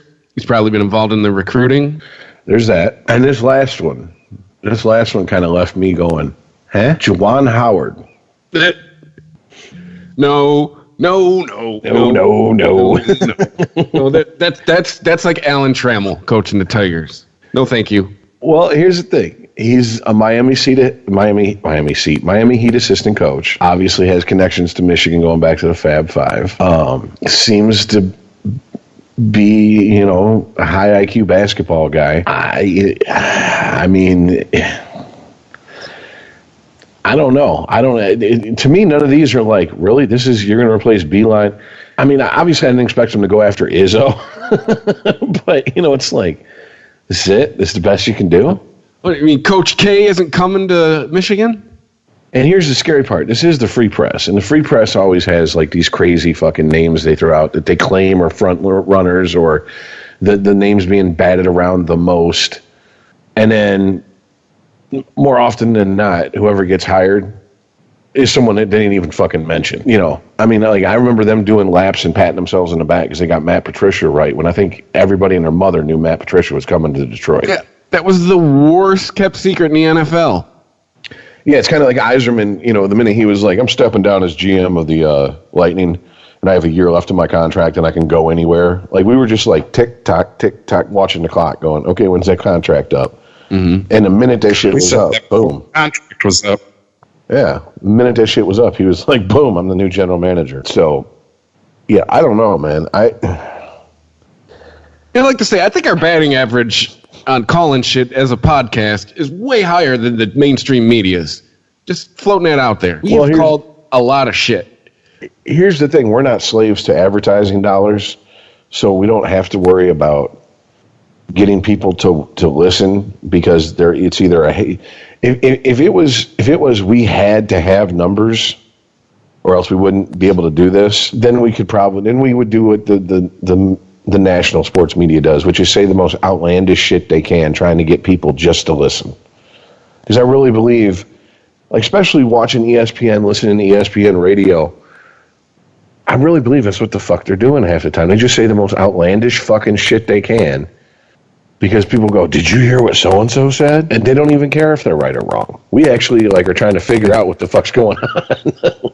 God damn us for wanting to be accurate. Who does that anymore? I mean, I guess I'm gonna take my truncated victory lap here.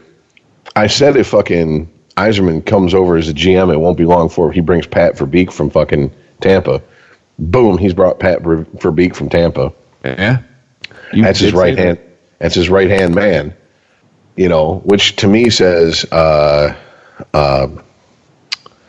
Blashill better be on his toes.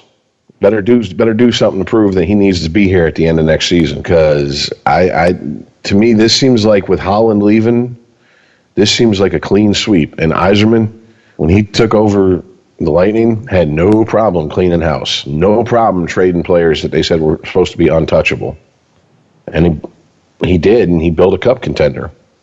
So, not this year, bounced out in the first round. Stevie Y knows what it means when people say Hockey Town, USA. And we're not talking about Vegas. But I mean, that's the thing. If you're, I mean, to pivot back to Michigan, if you're Michigan, you've finally crawled out of that deep, dark fucking decade after the Fab Five and all the shit came down because of that and all the scandal. You're starting to build a program. It looks to be, at least from my point of view, I haven't heard any like whispers about them doing like dirt in their program to get where they're at, you know, buying players, et cetera, et cetera. I haven't heard any of that. I mean, now if it comes out that happened, then absolutely, he pulled a Pete Carroll. He got, you know, rats flee a sinking ship, you know, and if that happens, well, then you can look for another 10 to 15 years of Michigan being a, well, we'll make the, what's the other tournament? And the nobody's interested? Yeah, the NIT. NIT. Nobody's interested tournament. Yeah.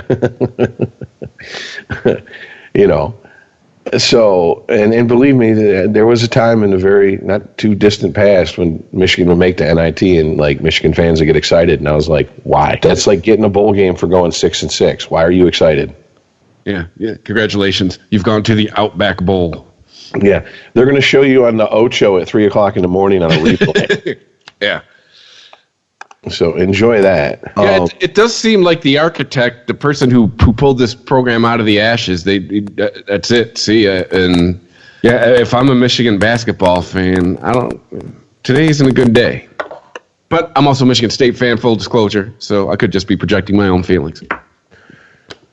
But I mean, you know, the scuttlebutt out of Ann Arbor is that Ward Manuel, their athletic director, has had ever since Beeline interviewed for the Pistons job last year, he's kind of seen the writing on the wall and been like, okay, I better start getting a list of names and sending feelers out as much as I can without violating NCAA regulations here, because it looks like my head coach ain't, you know, he's not looking to retire here. So, you know, maybe I'm just like burying the body before they've called the time of death. I don't know.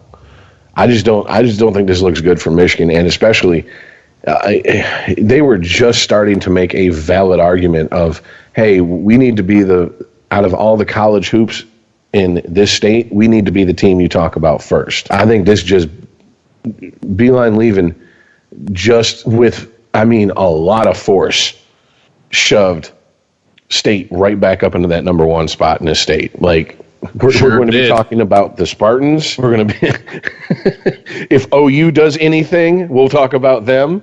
And if not, then we'll talk about Michigan. Like, I just really get the feeling that's what it's going to be. Yeah, unless they bring in a big name, good luck. But what if they do bring in someone like Juwan Howard? Is that? I feel like what you said. I absolutely feel the same way. That's bringing in Alan Trammell. That's a stall tactic until you can start getting the free agents and the players you want. Yeah, that's a nostalgia move to put butts in the seats. Well, that's what they did in Georgetown with Patrick Ewing. It's a member berry. Remember the Fab Five? That's what that is. Well, it's going to be interesting, and I guess Beilein was like, well, I don't need a national championship. I sniffed it a few times. That's good enough. Now it's time to go to the. I don't know what the fuck he thinks he's going to do in Cleveland, though. Like, seriously, one of the most outlandish things, theories I heard was that the Lakers are going to trade fucking in the offseason, trade LeBron back to Cleveland. And it's like, are you serious? First of all, I don't think that's going to happen. Second of all, if it does, how long until LeBron goes, get this fucking asshole out of here as the head coach? Because wherever he goes, he's going to have to be calling the shots. Yeah, but I also wonder how many years he's got left in the tank, especially after this year. Yeah, I don't know, man. And a lot more knowledgeable basketball minds than me have said they feel that he's overlooking the last few years of his career to start looking what he's going to do beyond it, which is not what you want to do. Because if you're trying to squeeze the last bit of basketball that you have in you out of you, you don't want to be concentrated on anything but that. Yeah, a lot of the rumors with him going to the Lakers were he wanted to be in LA because he started a production company. Because what you're saying, he's thinking about what he knows he's got more basketball behind him than in front of him. It's time to start thinking about what LeBron does next. Well, and there was also the fact that his kids would go to high school out there. They're more visible high schools that are more heavily recruited, But that argument, I would any person who said that, really? You don't think if LeBron James' kid if LeBron James lived in Des Moines, Iowa, you don't think scouts flying out to Des Moines every fucking time there was a game? You know what? I understand what you're saying. I got one name to say: Mike Trout, man, best player in fucking baseball, hands down. He's stuck out in fucking Anaheim, and no one gives a shit. In fact, he hasn't even been the biggest story to come out of Anaheim this year. It's that fucking 2000 RBI ball that fucking Pujols hit. Pujols. Yeah, that Detroit fan was like, no, I'm not giving it back to him. I'm giving it to my kid. Seriously, Trout hasn't even been like the biggest story out of Anaheim. And he got that fucking huge contract extension on top of it. Sometimes you get buried in a place and it's just out of sight, out of mind, I guess. I'm not saying that that's the case. I'm just saying it is possible it can happen. Yeah, I guess that's what I'm saying. I don't know the ins and outs of recruiting and scouting high school basketball kids enough to say that, if you're in LA, you're going to get more looks just by virtue of being in LA than going to some fucking, school in Cleveland.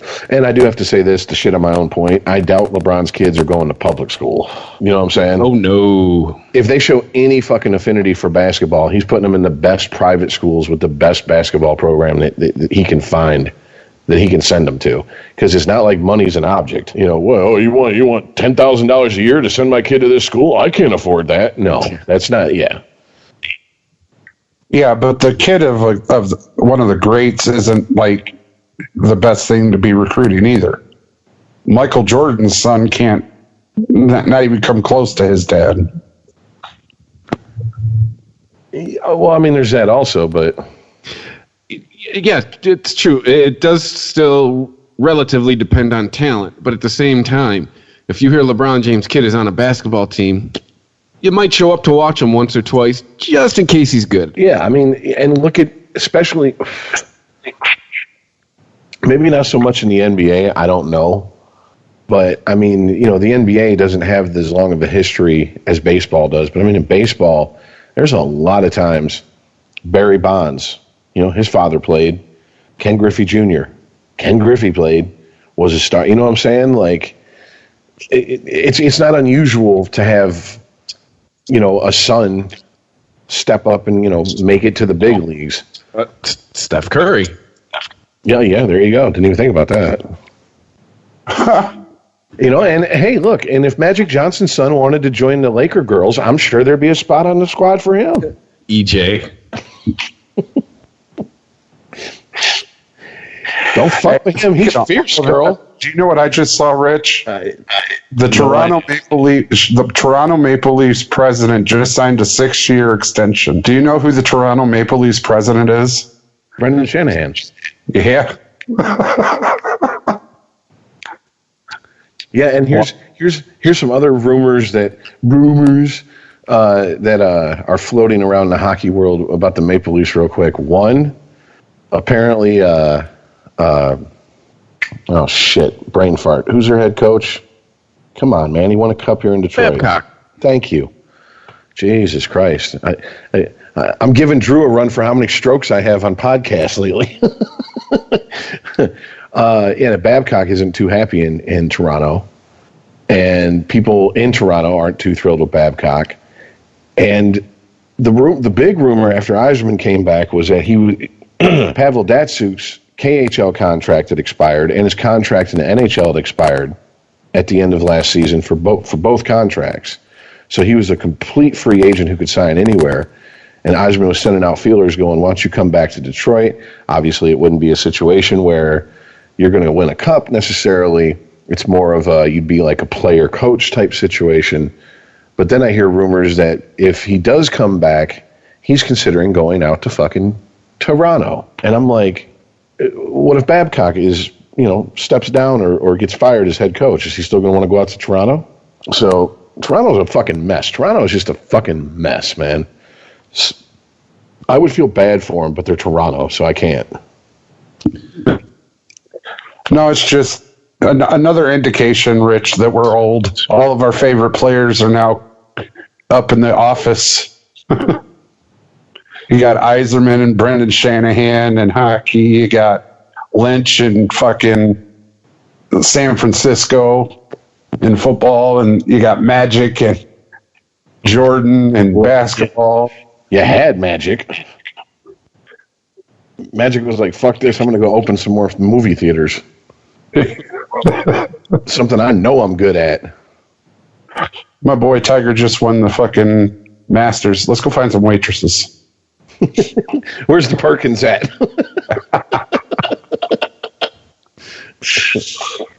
Oh, shit. You get AIDS all over again.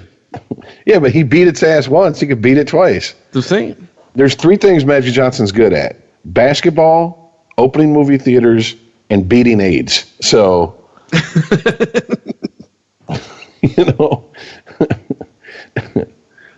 Oh, shit. All right, well, anything else? We kind of bounced all over the place with no fucking... We tried to have an outline, and then short attention spans got in the way. So if you followed us this long in the podcast, congratulations. You might need Adderall. You might have ADD.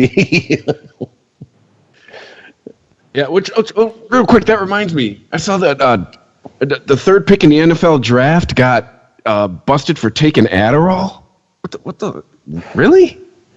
Well, you know what happens if you take... Well, yeah, you obviously know what happens if you take Adderall if you don't need it. It acts like speed. So I guess that's why they listed as so does coffee. Well, that's why greenies in coffee is banned in pretty much every sport now. But for a while there... Isn't that an inhaler also? What? Adderall. Isn't that an inhaler? Like if you have asthma? It's a pill. No idea. Yeah, you lost me on that one, sir. Prescriptions, sorry. Should we call our mutual friend who knows everything about drugs and ask him? the stupidest motherfucker on the planet until you mention drugs, and then he gets a fucking white coat, glasses, and a chalkboard. Turns into Neil deGrasse Tyson on your ass. He can't explain a black hole, but he can explain a K-hole real well.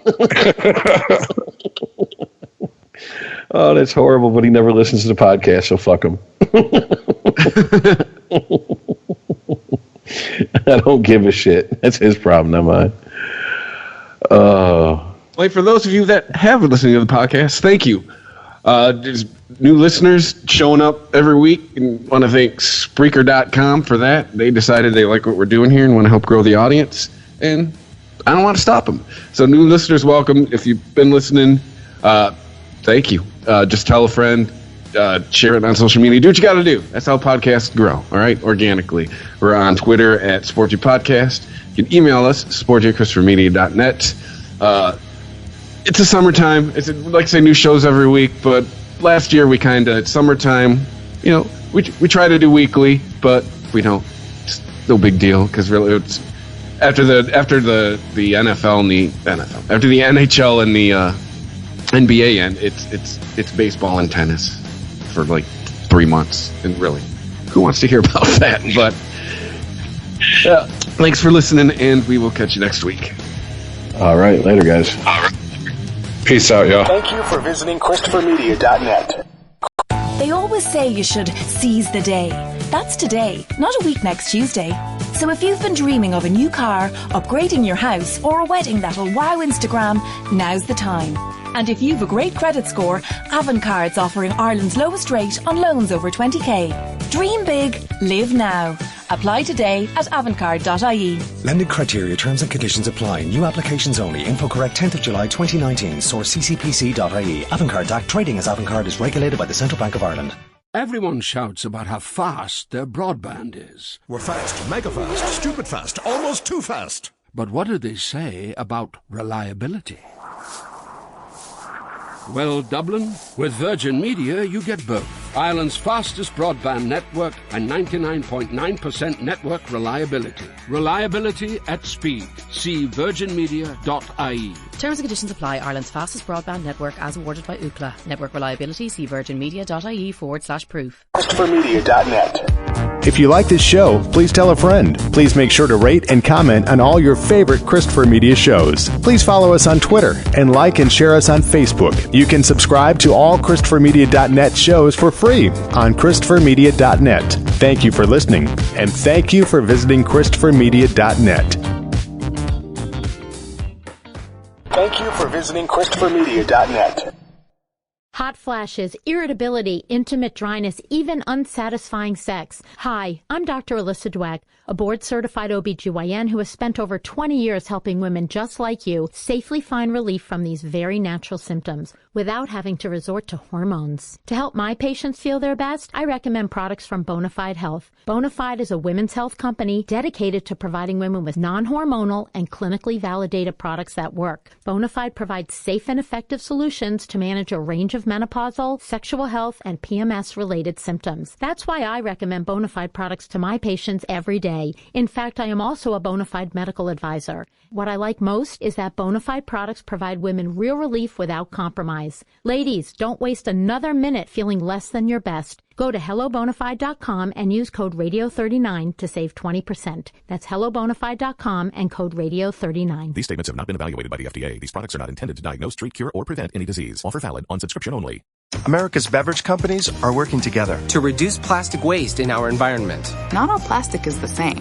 At the Coca-Cola Company, Keurig Dr. Pepper, and PepsiCo, our bottles are made to be remade. We're carefully designing them to be 100% recyclable, including the caps. And we're investing in community recycling improvements so that every bottle we get back can be used to make new bottles. That completes the circle and reduces plastic waste. Please help us get every bottle back. Learn more at everybottleback.org.